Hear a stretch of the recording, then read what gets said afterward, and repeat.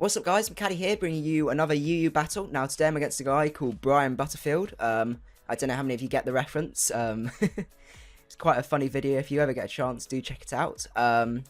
So looking at his team, he has got a rapid spinner, but the looks of things, he is also rocking the sticky web as well. So actually he's got two rapid spinners, thinking about it. So potentially, I think out of the two of them, I would probably say the Donphan is more likely to be. Just because it's a bit slower and the tentacle may be more sort of geared towards sweeping. He does have the Chandelure, which is going to be a little bit scary. So in terms of lead, I am slightly anticipating the Azelf lead. So, I don't know, or he might just be sort of standard Galvantula lead, that's the thing. So, it is quite tempting to lead with Entei, actually. It sounds really weird, but if he ends up leading with the Galvantula, I can get a Sacred Fire off and then E-Speed from there, so I don't even have to take any damage from it. I'm not hugely keen on sending out Blastoise. I know the Donphan may come in, but I think if he does switch in the Donphan, I'll probably go straight out into that. Looking at his team as well, Cress does reasonable work. I guess that might have knockoff, so we've got to watch out for that. And Chandelure, I'm going to have to set up a few a few Calm Minds to actually sort of get muscle my way through that and also manage to take hits as well. So I'm going to lead with Entei. He does lead with Pints of Cream. Looking at his team, it is pretty much fully grounded, so it is quite tempting to go for a Bulldoze because I can then outspeed the next turn. I do outspeed this as well, so actually maybe a Stone Edge. Let's see, a Stone Edge might be better actually because I do outspeed. I'm going to go for a Stone Edge. I absolutely hate missing with Stone Edge, but or risking the miss. But I think that probably is the better play. We can also find out now if he's Scarfed or not. Look at his team. That is his potential, most likely Scarfer, to be honest. But considering he does have the sticky web, that is his Scarfer. I do hit with the Stone Edge, and that does take him out. So I know Entei's at a relatively low amount of health, though. But definitely Chandelure was the main one to muscle past Cresselia. So that's definitely a good thing. I guess the Galvantula does have Bug Buzz as well, which can hit through the subs with Crest, so I need to watch out for that.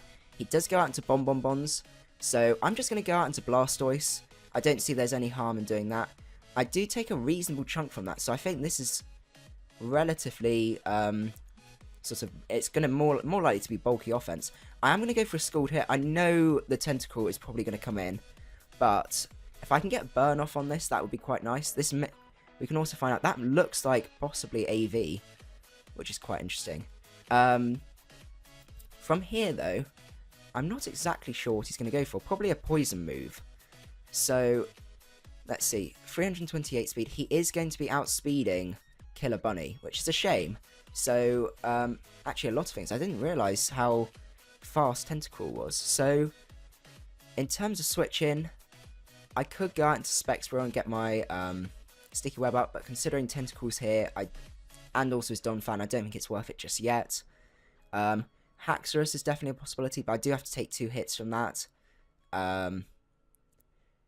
It's a difficult call. Let's see, I do outspeed with Spexbro. I can take a hit, so maybe Spexbro is the way to go. We'll see how this pans out. He does go for Acid Spray. Okay, that's fair enough. So I think my plan is to set up the Sticky Web now. And I can go out into Haxorus and get an EQ off. And nothing really appreciates an EQ. I guess Azelf can block that. But the Florges, I'm pretty sure a combination of EQ and Poison Jab will take that out. So I'll set up the Sticky Web this turn.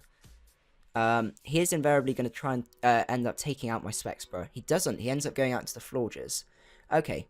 So from here, I can actually go out into Killer Bunny. Because I know I can take a Moonblast pretty well. And I can just go for the Sludge Wave. He does drop my special attack though, which is going to be a real pain.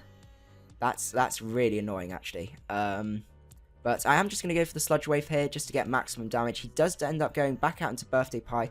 I probably could have predicted that, but looking at that, it's probably specially defensive anyway, so I don't know how much it really would have done. He is probably going to try and go for the Acid Spray again. So, he has got reduced speed now, so I think Haxorus might be the way to go. Hopefully it doesn't go for the Scald. He does go for the T-Spikes. Now, considering I've got the Nidoking, that's a little bit weird, but I guess, you know, what whatever he's after, really. So I'm going to go for the EQ here, and that does take him straight out. God, Haxorus is just disgustingly powerful. From here, I don't really think... I guess Donphan is a potential switch in. He does go into Donphan this turn, so he probably has the Ice Shard as well. So I would like an opportunity to go back out into Killer Bunny, but I'm just trying to... I don't think there is going to be... I can't safely switch into this, knowing that it might go for EQ.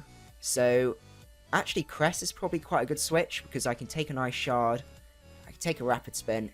Yeah, I'm going to go out into Cress, actually, because I have the Levitate. He does go for the Ice Shard, and that really doesn't do that much. So I can go for the sub here.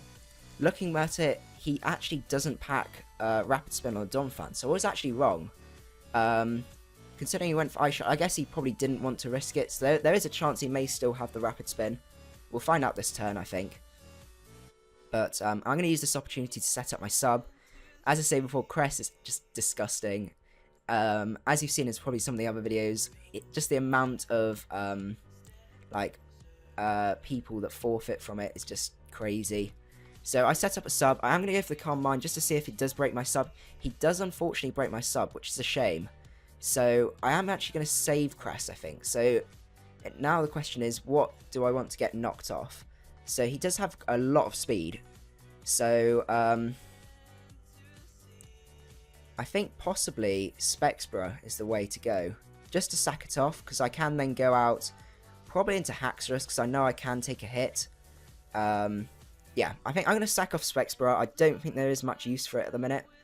He does go for the knockoff again, and I do live, but I'm pretty sure this is max speed, so I am going to be going down at this point. So I'll go for the Thunder. Actually, should have gone for Bug Buzz, but from here I can go out into... Let's see, so I could go out into Entei. It just depends. I'm pretty sure Killer Bunny won't be able to take a hit. I don't think this is choiced, personally. I guess we could find out by going out into Blastoise, but that might be a way to go, just to see. But then I do get poisoned, and I don't really want to stay that way. So I could go out into Entei, and I could get an E-Speed off, and then swap back out into Cress after that. But then it does bait in the Azelf again.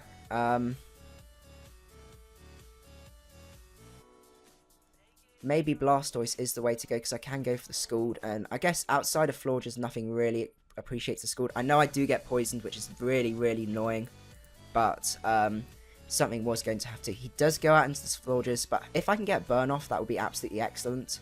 I don't get to Burn Off, but what I can do now is go out into Killer Bunny and absorb those T-Spikes, and we won't be getting any more of those. He does go for the Wish this turn, and all of his Pokemon are at pretty much full health.